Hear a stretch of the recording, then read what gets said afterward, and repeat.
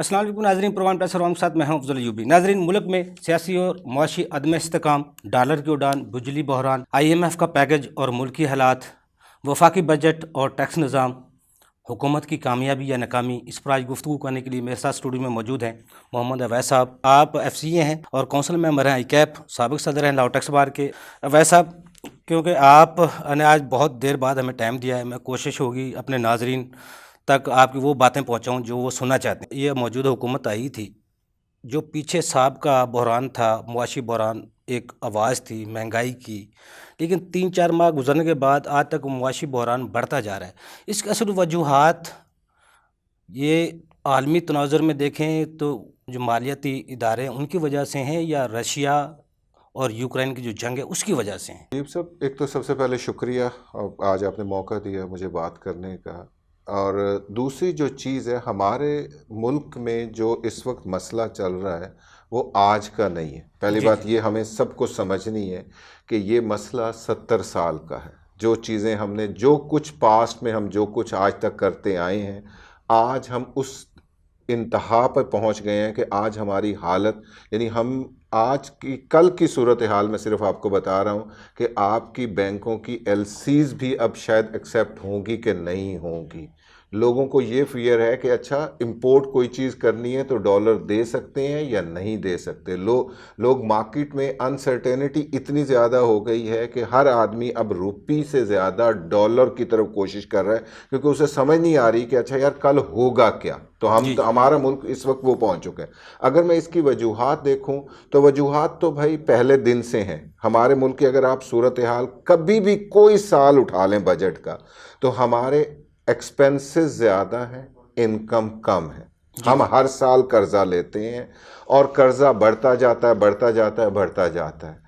آپ اس کو صرف 2 تناظر میں دیکھیں۔ آپ کرنٹ جو بجٹ کی، اب 2023 کا بھی حکومت نے بجٹ دیا ہے جو آیا ہے، اس کے نمبرز اٹھائیں تو تقریباً جو انہوں نے ٹیکسز کی مد میں پیسہ کہا وہ 60 ٹریلین کے قریب ہے جو پیسہ اکٹھا ہوگا۔ اس میں سے انٹرسٹ کی پیمنٹ اور اونلی ڈیفنس کی پیمنٹ، یہ اگر دونوں کو ٹوٹل کریں گے تو وہ 60 ٹریلین سے زیادہ ہے۔ تو باقی جو ملک چلانا ہے، بیوروکریسی کاسٹ ہے یا اوورآل آپریشنل کاسٹ ہے، وہ کہاں سے آنی ہے؟ تو آپ یہ دیکھ لیں۔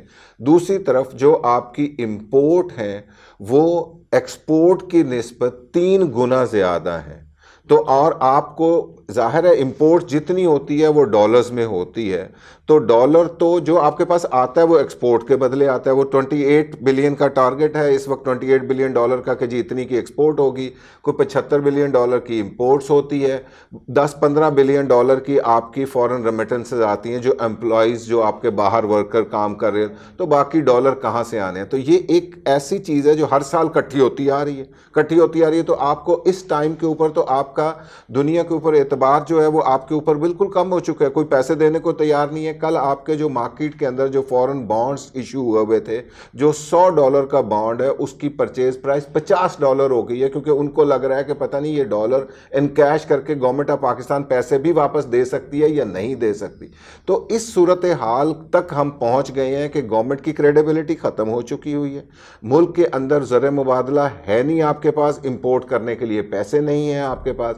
باہر کے لوگ IMF کا ابھی جو آخری جو ڈاکومنٹ آیا اس کے مطابق جو سٹاف لیول ایگریمنٹ ہوا، اس میں انہوں نے $1.5 بلین کی تسلی دی، لیکن آج تک وہ بھی آپ کا بورڈ نے اپروو نہیں کیا ہوا۔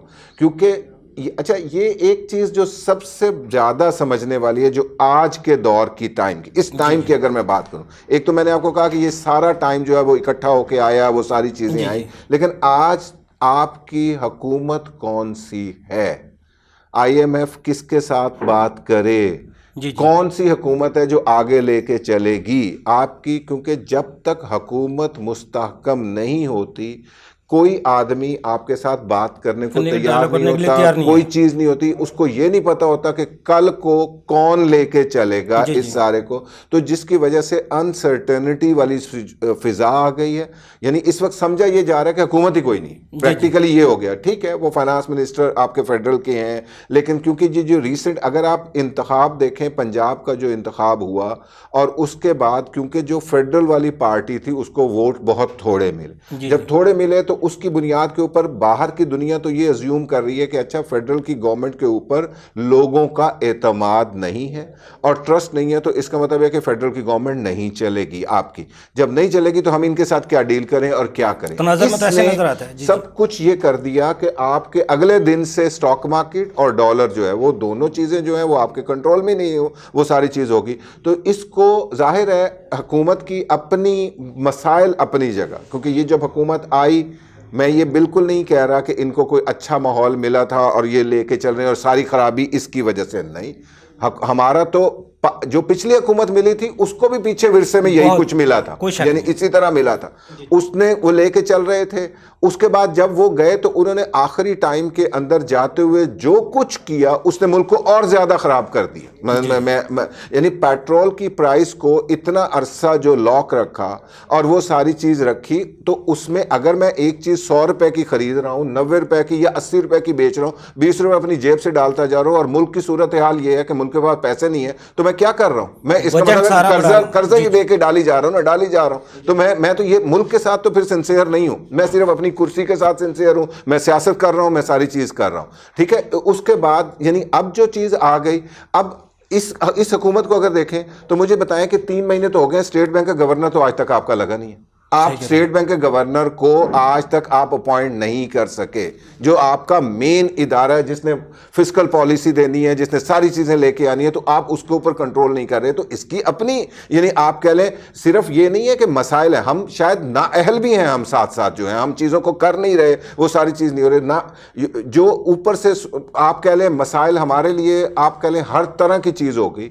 دنیا میں یوکرین اور رشیا کی وار نے دنیا میں ریسیشن کر رہے ہیں, اس کا امپیکٹ علیحدہ, کیونکہ باہر سے جب آپ امپورٹ کر رہے تھے, ہم تو امپورٹ بیس اکانومی ہے, ہم نے تو چیزیں باہر سے منگوانی ہے, باہر چیزیں مہنگی ہوگی, ہماری چیزیں اور مہنگی ہوگی, ہمیں اور زیادہ ڈالر دینے پڑیں گے, باہر چیزیں علیحدہ مہنگی ہوتی جا رہی ہیں, اور اس کا امپیکٹ بھی علیحدہ آتا گیا. آئل آتا گیا, آئل چلیں, اب شکر ہے تھوڑا سا اگر اس کو اسٹیبلٹی ملے گی اور آئل پرائسز کچھ کم ہوتی جائیں گی, تو اس کی وجہ سے شاید گورنمنٹ کو تھوڑا سا ریلیف مل جائے. دوسرا ہمیں باہر سے تو یہ سارا کچھ اس وقت آپ کہہ لیں کہ سارے حالات, سارے واقعات, سارا کچھ آپ کے ملک کے خلاف جا رہا ہے, جس کی وجہ سے یہ ساری چیزیں جو آپ امپورٹ آپ 3% کہہ رہے ہیں زیادہ ہیں, 3 گنا امپورٹ کو بڑھانے کا اقدام یہ حکومت کی آسانی کے لیے ہے یا FBI کی آسانی کے لیے, زیادہ ٹیکس اکٹھے آ جاتے ہیں, محنت نہیں کرنی پڑتی, یا ہمارے ملک میں جو بزنس آف کاسٹ ہے وہ مہنگی ہے, کیا وجوہات کیا ہیں جی, اس لیے ہم اس پہ اگر آپ سچ سننا چاہتے ہیں تو اس کا جو کریڈٹ جاتا ہے وہ مشرف ایرا کو جاتا ہے. آپ مشرف ایرا میں اکانومی بوم کر رہی تھی, ہر طرف خوشحالی تھی, ہر طرف پیسہ آئی جا رہا تھا, اور پیسہ آنے میں ہم کیا کر رہے تھے کہ چائنا سے امپورٹ بڑھاتے جا رہے تھے, لوکل انڈسٹری کو بند کرتے جا رہے تھے. دیکھیں لوکل انڈسٹری میں چیز بن رہی تھی 1 روپے کی اگر, تو چائنا سے وہ چیز آتی تھی 75 پیسے کی, کیونکہ چائنا بلک امپورٹ کرتا تھا, لوکل انڈسٹری کمپیٹ نہیں کر رہی تھی, گورنمنٹ نے کوئی کنٹرول نہیں کیا اس وقت, لوکل انڈسٹری کو پروٹیکٹ نہیں کیا, لوکل انڈسٹری کو بند ہونے دیا گیا, اور ہم آہستہ آہستہ امپورٹ کی طرف جاتے گئے. اور میں آپ کو یہ بالکل کھلے دل سے یہ کہنا چاہوں گا کہ آج پاکستان میں جو مینوفیکچرنگ کر رہا ہے وہ جہاد کر رہا ہے, وہ پوری دنیا یعنی چائنا کے ساتھ پرائس میں علیحدہ کمپیٹ کر رہا ہے, یہاں کے اداروں کے ساتھ علیحدہ لڑائی کر کے کر رہا ہوتا ہے, ہر چیز کے یہاں مسئلے ہیں, را مٹیریل کے مسئلے ہیں, بجلی کا مسئلہ ہے, ہر چیز یعنی پروڈکشن کرنا اس ملک میں آسان نہیں ہے. تو پروڈکشن کو ہم نے کبھی سپورٹ نہیں کیا, میں اس میں بالکل بغیر کسی پولیٹیکل اس کے افیلیشن کے, چاہے وہ نواز شریف کی گورنمنٹ تھی, چاہے وہ پیپلز پارٹی کی گورنمنٹ تھی یا PTI کی گورنمنٹ تھی, کسی گورنمنٹ نے آپ کی مینوفیکچرنگ کے اوپر فوکس نہیں کیا. وہ مشرف ایرا سے لے کر آج تک ہماری پروڈکشن ڈکلائن ہوتی جا رہی ہے, ہم امپورٹ کی طرف بڑھتے جا رہے ہیں. تو مثلا تو پھر تو یہی ہوگا کہ ٹھیک ہے, پھر آپ سارا کچھ اگر امپورٹ پہ ریلائی کر رہے ہوں گے تو آپ کو پھر آپ کو ڈالر چھاپنے کی مشین لگانی چاہیے تھی. سب سے پہلے تو امپورٹ وہ کرنی چاہیے تھی کہ جب میں کوئی چیز امپورٹ کر رہا ہوں تو میں ڈالر چھاپ کے باہر بھیجتا جاؤں گا, تو وہ تو نہیں لگا سکتے تھے آپ. ویسا آپ نے ایک پاکستان ٹیکس ایڈوائزر میں ایک وفاقی بجٹ پہ بریفنگ دی تھی, آپ اسپیکر تھے, اس میں ایک آپ نے بات کی تھی انویسٹر کو اعتماد میں لینے کی. جیسے حسن صاحب کہہ رہے تھے جب لوگوں کا اعتماد نہیں ہوگا تو لوگ ظاہر بات ہے اپنا پیسہ نکالیں گے. ہمارا تو المیہ یہ ہے جس طرف کوئی پیسہ آتا ہے وہاں کوئی ٹیکسیشن کی صورت میں قدغن لگا دی جاتی ہیں, کوئی شرائط رکھ دی جاتی ہیں, امنیسٹی دی جاتی ہے, تو اس میں ایسی کوئی قدغن رکھ دی جاتی ہے تاکہ لوگ اس کو اویل نہ کر سکیں. ایسا قانون بنا دیا جاتا ہے آگے جو وہ خوف کی وجہ سے اس میں آتے نہیں ہیں. انویسٹر بنگلہ دیش میں پہلے گیا جب ٹیکس ریٹ آپ نے بڑھائے, اب وہی حالات پھر دوبارہ پیدا ہو گئے ہیں. ان حالات میں کیا ہماری حکومت جو بھی آتی ہیں اکانومسٹ ہوتی ہیں, اکانومسٹ کی طور پہ دیکھتی ہیں, ان کو پتہ ہوتا ہے یہ انویسٹر باہر جائے گا, یا جان بوجھ کے ہی کیا جاتا ہے؟ لیکن دو تین چیزیں, میں ایک چیز آپ کے سوال پہ بعد میں آتا ہوں, پہلے میں ایک چیز آپ کی کریکٹ کر دوں. جی جی, آپ نے پہلے کہا کہ ہم ایگریکلچر اکانومی ہیں جی جی, یا انڈسٹریل اکانومی ہے, تو ہم کوئی بھی اکانومی نہیں ہے. ہم ایگریکلچر بھی امپورٹ کرتے, اب تو گندم بھی امپورٹ کرتے ہیں. مثلا ہمارے تو یہ دن آ گئے ہیں کہ ہمارے پاس اگر گندم امپورٹ بھی ہمیں باہر سے کرنی پڑتی ہے, تو اکانومی تو ہم ہے ہی نہیں. ہم تو ایک گروپ آف پیپل ہیں, شاید نیشن بھی نہیں رہے اب تو جو حالات ہوتے جا رہے ہیں. ہم گروپ آف پیپل ہیں, بس اپنے ملک کو کھائی جا رہے ہیں اور سارا کچھ کیے جا رہے ہیں. جی جی. دوسرا جو آپ نے پالیسیز کی بات کی, مجھے ایک چیز بتائیں, ایک چیز اور بھی ذہن میں رکھیں کہ پالیسیز کنسسٹنسی جب ختم کر دیتی ہیں نا, تو بزنس مین کا اعتماد شیٹر ہو جاتا ہے. بزنس مین کو آج بزنس مین, آپ کا خیال ہے کہ پراپرٹی پہ ٹیکس لگانے سے, پراپرٹی سے پیسہ نکال کے انڈسٹری میں لگا دے گا؟ اس ملک میں کوئی بزنس نہیں کرنا چاہتا. آج ہم بزنس مین سے بات کرتے ہیں, ہم روزانہ ملتے ہیں, اس ملک کے اندر کوئی کاروبار میں پیسے نہیں ڈالنا چاہتا آج کے دن میں. اس کو تو یہ نہیں پتا میں آج انڈسٹری لگاؤں گا تو میں امپورٹ کر سکوں گا یا نہیں کر سکوں گا, نمبر ون.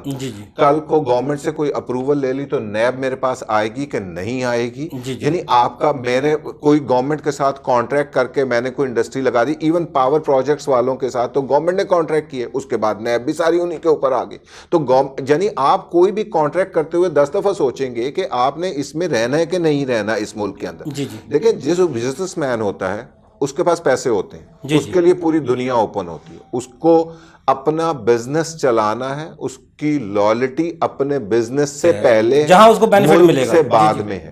ٹھیک ہے, جو اس وقت صورتحال انکنسسٹنسی ہو گئی ہے پالیسیز کی, جتنا لوگوں کا اعتماد اس سسٹم کے اوپر اٹھ گیا ہے, تو آج اگر آپ کوئی بھی ایسی چیز لے کے آ رہے ہیں, ٹیکسز زیادہ لگا رہے ہیں یا چیزیں کر رہے ہیں, تو لوگوں کا اعتماد اور ختم کر رہے ہیں. میں بالکل حق میں نہیں ہوں کہ آپ کوئی ایمنسٹیز کے ذریعے یا منی وائٹننگ اسکیم کے ذریعے پراپرٹیز کو مہنگا کریں, پراپرٹیز کے اوپر دے دیں.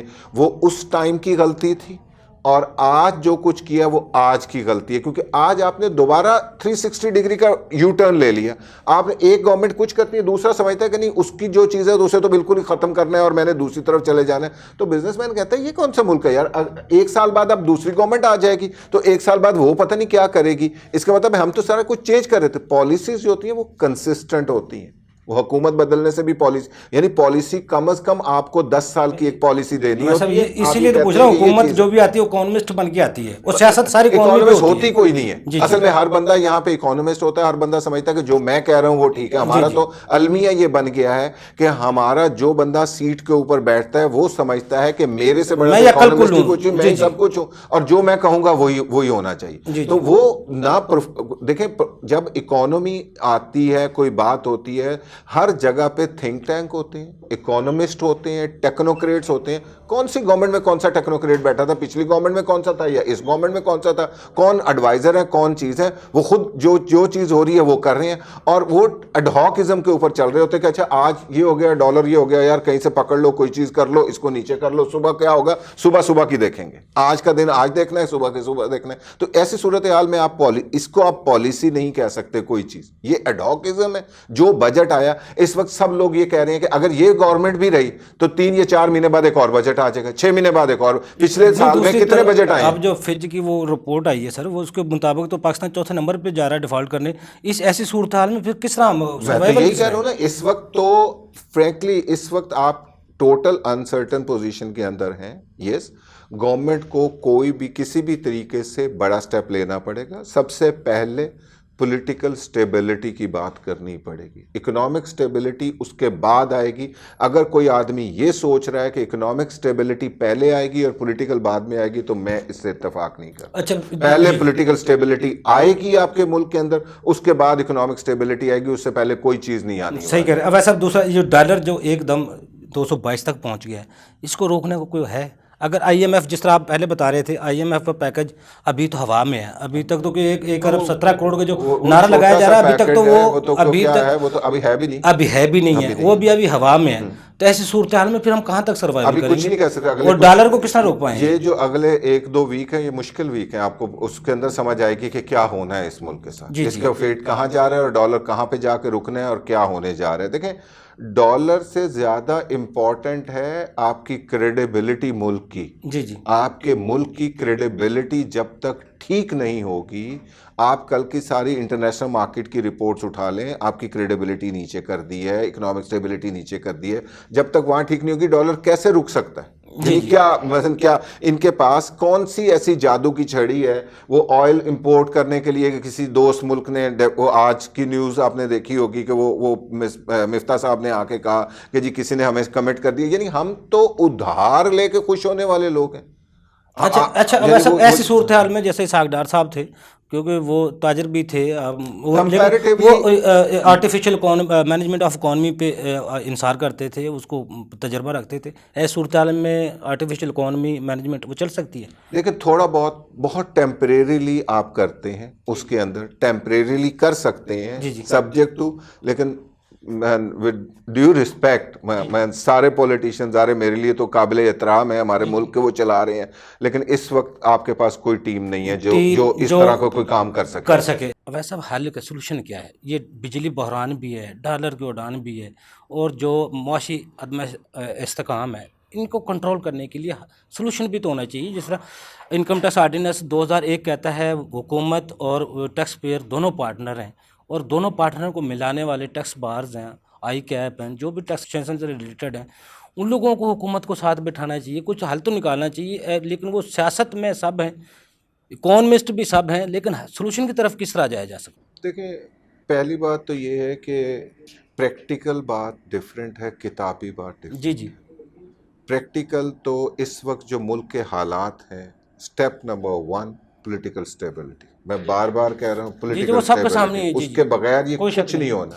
لیکن اگر پولیٹیکل سٹیبلٹی ہو بھی جاتی ہے تو اس وقت مہنگائی جتنی ہو چکی ہوئی ہے, اگر کوئی یہ ایکسپیکٹ کر رہا ہے کہ بجٹ ٹارگٹ پورے ہو جائیں گے اور لوگوں میں ٹیکس پیئنگ کی کیپیسٹی ہوگی, وہ کاروبار چلیں گے تو ہوگی. صحیح کہہ رہے ہیں آپ. وہ نہیں ہونا. اب تیسری بات, جیسے حسن نے پہلے کہا, بڑا امپورٹنٹ ہے کہ اگر ٹیکس نیٹ بڑھائیں گے, نئے ٹیکس پیئرز لے آئیں گے, تو وہاں سے کچھ پیسے آ سکتے ہیں, کیونکہ پرانوں کی ایک کیپیسٹی ہے دینے کی, ایک حد تک دے سکتے ہیں. ابھی حسن بھائی کہہ رہے تھے کہ ڈائریکٹ ٹیکس بڑھانا چاہیے اور سپر ٹیکس لگنا چاہیے. لیکن مجھے یہ بتائیں کہ 2022 کا سال ختم ہوا اور کسی کو یہ بتایا جائے کہ اس سال میں اب 10% تمہیں ایڈیشنل ٹیکس دینا پڑے گا, کیا یہ جسٹیفائڈ ہے؟ یہ کون سا ملک ہے جہاں پہ 10, آپ کو پتہ ہی نہیں ہے, ملک ختم, یعنی سال ختم ہو گیا اور سال ختم ہونے کے بعد آپ نے 10% نیا ٹیکس لگا دیا. تو ٹیکس کوئی ریشنل ہو کے لگایا جاتا ہے, وہ ساری چیز ہوتی ہے. اتنے ہائی ریٹ کے ساتھ آپ لوگوں کے ساتھ ایکسپیکٹ نہیں کر سکتے کہ یہ بیسیکلی آپ نے ان کے پیسوں کے اوپر غاصبانہ قبضہ نہیں کرنا ہوتا. یہ وہ چیز ہے, یہ ٹیکس نہیں ہے. میں اس کو یہ کہتا کہ یہ چیز. اور جب تک آپ اگر ملک کی صورتحال کو ٹھیک کرنا ہے, دیکھیں یہ ایک ملک کے عمل ہے جس کے اندر بزنس کمیونٹی سب سے امپورٹنٹ ہے, کیونکہ اس کو یہ جو ہر وقت کی کہانی ہوتی ہے نا, ٹیکس چور ہیں, فلاں ہیں, فلاں ہیں, فلاں ہیں, یہ ساری باتیں رکھ کے لپیٹ کے پیچھے رکھنی چاہیے. یعنی دیکھیں, جب یہ کہتے ہیں کہ بزنس مین ٹیکس چور ہے, تو ان کو یہ سمجھنا چاہیے کہ چوری کروانے والا کون ہے. جی جی چوری کروانے والا پھر ٹیکس ڈپارٹمنٹ ہے. جب ٹیکس ڈپارٹمنٹ یا کوئی بندہ ان کو ٹیکس چور کہے تو وہ اپنے آپ نے گریبان میں جھانکے کہ کیا ہو رہا ہے. تو دونوں طرف سے پہلے تو اعتماد کی فضا کریٹ کرنی ہے کہ بھائی ہاں جو بھی حالات ہیں, کچھ لوگوں میں غلطیاں ہیں, خامیاں ہیں, ان کو مل کے بیٹھ کے ٹھیک.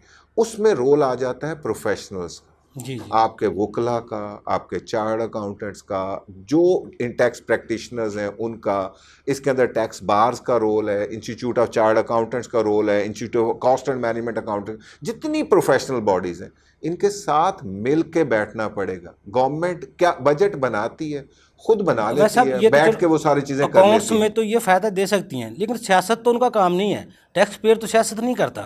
یہ سیاست کی بات نہیں ہے, نہیں, یہ اکانومی کو ٹھیک کرنا. ملک میں جو سیاسی عدم استحکام ہے اس کو تو وہ درست نہیں کر سکتے. وہ یہ تو ٹیکس کے نظام کو نہیں, ہم تو میں یہ کہہ رہا ہوں کہ دیکھیں جی میں نے جو گفتگو کی پہلے یہ کہا کہ دیکھیں پولیٹیکل نظام جو ٹھیک ہونا ہے وہ لوگوں نے نہیں کرنا. جی کوئی شک نہیں. وہ تو پولیٹیشین نے بیٹھنا ہے, باقی جو اس میں انوالوڈ ادارے ہیں انہوں نے بیٹھنا ہے, جو چیز کرنی ہے وہ طے انہوں نے کرنا ہے. جی وہ آپ میں نہیں طے کر سکتے کہ ہاں کیسے ہونا ہے. تو وہ پہلی تو پرائورٹی وہ ہے. جی جب وہ ٹھیک ہو جاتا ہے تو اس کے بعد بھی میں یہ کہتا ہوں سارا کچھ ٹھیک ہو جائے تو آپ کا خیال ہے کہ ٹیکس آٹومیٹکلی آنے شروع ہو گئے. اس وقت جو ملک کے حالات ہیں کچھ ہو ہی نہیں سکتا. پھر یہ اسٹیک جن کی آپ بات کر رہے ہیں پھر یہ کام کرنے پڑیں گے. یہ ساری چیزیں اس کے بعد ہوں گی کہ بزنس مین کو ٹرسٹ دینا پڑے گا, پالیسیز کو لاک کرنا پڑے گا. یہ جو روزانہ ہم ہر سال نئی پالیسی لے کے آتے ہیں یہ نہیں کرنا پڑے گا. اسے بتانا پڑے گا اگلے 5 سال یہ ہوگا, یہ لیں 5 سال کا بجٹ ایک ہی دفعہ دے دیں جو کچھ کرنا ہے بنا کے دے دیں کہ جی یہ لیں یہ 5 سال ہے. بزنس مین کو کم از کم یہ تو پتا ہوگا کہ اگلے 5 سال یہ ہونا ہے, یہ میں نے پلاننگ ہے یہ کرنی ہے. دے دیں ایک دفعہ حکومت آئے اور ایک ہی دفعہ بیٹھ کے بتا دے کہ میں نے اس پہلے سال میں اتنا لینا ہے, دوسرے سال میں یہ لینا ہے, تیسرے سال میں لے لینا ہے. اس کو بنانے کے لیے یہ جو پلاننگ کرنی ہے یہ حکومت اکیلے نہیں کر سکتی. اس کے لیے بزنس مین کو ساتھ بٹھانا پڑے گا, پروفیشنلز کو ساتھ بٹھانا پڑے گا. ملک کہ بھی آپ بیٹھ کے چلائیں, ہر بندے کو اپنی ذمہ داری لینی پڑے گی. پروفیشنلز کو یہ کرنا پڑے گا یہ میرا ملک ہے مجھے لے کے چلنا ہے. بزنس مین کو بھی سوچنا پڑے گا یہ میرا ملک ہے. پولیٹیشین کو بھی سوچنا پڑے گا اور یہ سوچنا پڑے گا کہ ہاں اگر ہماری حکومت نہیں ہوگی تب بھی ہم نے یہیں رہنا ہے, ہم نے بھی اپنے بچوں کو یہاں پڑھانا ہے. ہم نے یہ اگر حکومت ان لوگوں کے ہاتھوں میں رہے گی جنہوں نے جس دن حکومت کرنی ہے اس دن یہاں رہنا ہے اور جس دن حکومت کرنی نہیں ہونی اس دن باہر چلے جانا, تو پھر ملک نہیں ٹھیک ہونے والا. تو پہلے یہ بھی طے کرنا پڑے گا کہ ہاں حکومت میں وہی رہے گا جس کی لائلٹی اس ملک کے ساتھ ہے. اگر لائلٹی نہیں ہے تو وہ جو مرضی پارٹی ہو اس کو نہیں آنا چاہیے یہاں. اگر باہر کی لائلٹی کے ساتھ نہیں لے کے چلا, اتنا یقین ہو جائے میرا پیسہ صحیح میرے ملک پہ لگ رہا ہے تو وہ اس سے بھی 4 گنا ٹیکس زیادہ دے سکتا ہے. آپ مجھے یہ بتائیں کہ آج ایدھی فاؤنڈیشن, چھیپا فاؤنڈیشن, فلاں فاؤنڈیشن, ان کو ساروں کو فنڈ کون دیتا ہے؟ یہی عوام دیتی ہے نا, یہی پاکستانی دیتے ہیں. کسی بھی چیز کو کرونا میں لوگوں نے دکھایا, رمضان میں دکھاتے ہیں لوگ. کوئی بھی نان پروفٹ ایکٹیویٹی آج آپ کر لیں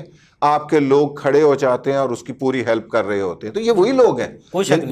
تو جب لوگوں کو یہ پتا ہوگا کہ اس ملک کو بنانے کے لیے ساری چیزیں چاہیے تو وہ کر لیں گے. ہاں یہ نہیں ہے کہ آپ نے 10 سال پہلے بھی ایک دفعہ نعرہ لگایا تھا کہ پیسے اکٹھے کر کے لے گئے اور اس کے بعد ملک پھر وہیں کا وہیں کھڑا ہے, فارن کرنسی اکاؤنٹ بھی فریز کر دیے, پھر وہی کر دیے, ڈیم کے پیسے سارا کچھ کر کے آپ نے کر لیا. اس کے بعد ٹرسٹ لیول کیا ہے کہ آج تو کھڑے تو پھر وہیں ہیں. آپ نے سارا کچھ کرنے کے باوجود بھی آپ وہیں پہ آج بھی ملک وہ ڈاما ڈول ہے, کشکول توڑنے سے لے کر آپ نے پتہ نہیں کیا کیا کچھ سارے نعرے. اب تو عوام سارے نعرے سن چکی ہے نا, کشکول توڑنا بھی سن چکی ہے, قرض مکاؤ مہم بھی سن چکی ہے, ڈیم بناؤ مہم بھی سن چکی ہے, سپریم کورٹ کے ڈیم کے فنڈ کے بھی سن چکی, ساری چیزیں سن چکی ہے. ویسا یہ آپ سے کہہ رہے ہیں, درست فرما رہے ہیں. اگر اکانومی کو پوری کو سیاست سے بالکل علیحدہ کر, جیسے حکومت جیسے دوسرے ملکوں میں ہم حکومتیں مسالے بھی دیتی ہیں, ٹیکس کے ہائی ریٹس کی مسالے دیتی ہیں لیکن ان کی سہولیات کے بارے میں نہیں بتاتی.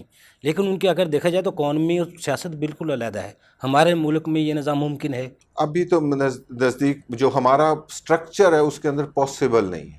جو ہمارا سٹرکچر بنا ہوا ہے, دیکھیں ہمارا جو سٹرکچر ہے اس میں جتنے آپ کا گورنمنٹ چلاتا کون ہے؟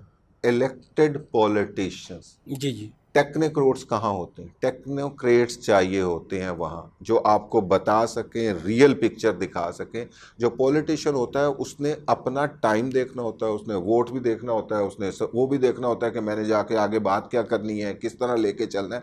तो जब तक टेक्नोक्रेट्स को ये साथ नहीं मिला के चलेंगे, ये उस तरह नई चीज़ों तो को वैसा डिसाइड कर सकते दूसरा हैं, वो भी है सारी ना, चीज़ें हो सकती दूसरा भी है ना, जिसने पानी से गाड़ी चला दी, या जिसने वो बिजली में फ्री कर देता हूँ, किनाल पे लगा के कुछ चीज़ें लगा के बिजली फ्री कर देता हूँ, या किसी ने जहाज़ बना दिया, वो आज तक लोग मिले नहीं हैं।